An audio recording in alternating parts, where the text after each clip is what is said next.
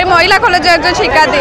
আমাদের একটাই দাবি, একটা যে আমাদের মূল্যায়ন করে এসএসসি এবং জিএসসি পরীক্ষার মান বন্টন করে আমাদেরকে পরীক্ষার দেওয়া হোক, রেজাল্ট পাস দেওয়া হোক। আমরা অটো পাস চাচ্ছি না, আমরা আমাদের পরীক্ষার উপর ভিত্তি করে মূল্যায়ন, আমাদের আগের যে মার্কগুলো ওদের উপর ভিত্তি করে আমাদের পরীক্ষা দেওয়া।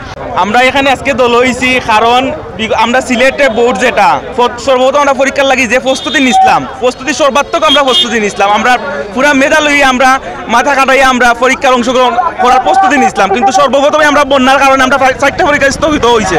4টা পরীক্ষা স্থগিত হওয়ার পরে পরিস্থিতি আরো প্রকাশ করা হয়েছে। দেখা গেছে যে আরো পরীক্ষা আমরা দেওয়া হয়েছে তারিখ, কিন্তু তারিখ অনুযায়ী আমরা একটা পরীক্ষার পরে আর কোনো পরীক্ষা আমরা দেওয়া হয়েছে না।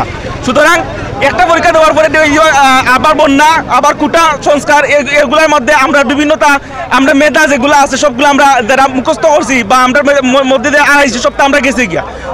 এই আন্দোলনের মেইন কারণ হচ্ছে বিশেষ করে মেন্টালি আনস্টেবল স্টুডেন্টরা এই বৈষম্য বিরোধী আন্দোলন করার পর কি মানুষ কি প্রস্তুত না। আর দ্বিতীয় কথা হচ্ছে এখন পরীক্ষা শেষ হওয়ার পর স্টুডেন্টরা মানে প্রিপারেশন তো অ্যাডমিশনের জন্য সেটা এখন করতে পারতেছে না।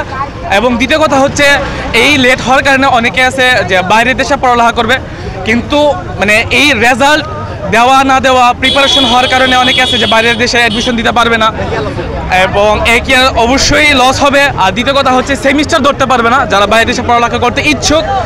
আর অন্যদিকে দেখা যায় যে সিলেটে এইচএসসি পরীক্ষার সময় বন্যা হওয়ার কারণে আমরা অনেকখানি পিছিয়ে গেছি। তো এই সময় এবং মানসিক আনস্টেবল এবং যারা আন্দোলনে অনেক স্টুডেন্টরা বিশেষ করে অসুস্থ আছে, অনেকে নিহত হয়েছে, তো তারা না পরীক্ষা দিতে পারবে না আমরা তাদের ছাড়া পরীক্ষা দিতে পারবো। তো আর আমরা এদিক দিয়ে মাত্র সিলেট বোর্ডে মাত্র 2টা মাত্র পরীক্ষা হয়েছে, যেটা তথ্য যোগাযোগ প্রযুক্তি তার পদার্থবিজ্ঞান। তো এখনো জাস্ট বাকিগুলোর রুটিন দেওয়ার পর আর যেগুলো স্থগিত হয়েছিল সেগুলো রুটিন প্রকাশ করে নাই, সেটা কবে হবে সেটাও তারা জানায় নাই। আপনারা জানেন আমাদের এইচএসসি 2024 বিভিন্নভাবে বৈষম্যের শিকার হয়ে যাচ্ছে প্রথম থেকেই। তারই ধারাবাহিকতায় এবারও আমাদের এইচএসসি পরীক্ষা জুনের লাস্টে হওয়ার কথা, 30 তারিখ হওয়ার থাকলেও সিলেটে বন্যার কারণে এক দফা পিছিয়ে যায়।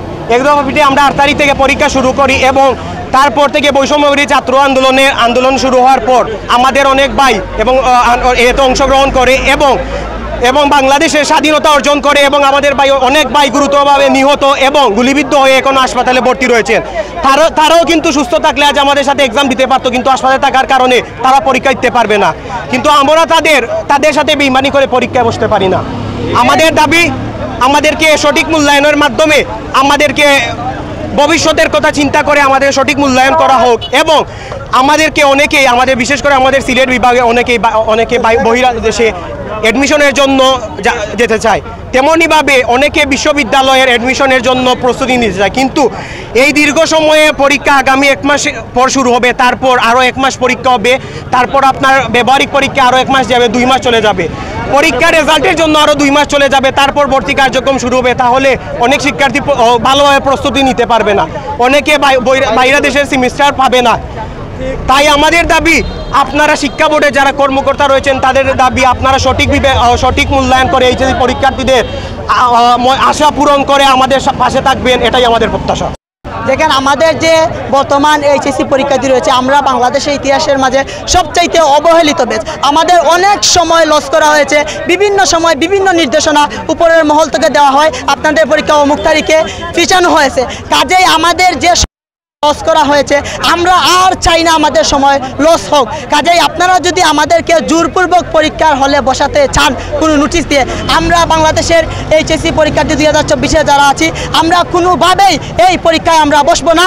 আমাদের অনেক সময় লস হয়েছে, আমরা আর সময় নষ্ট করতে চাই না।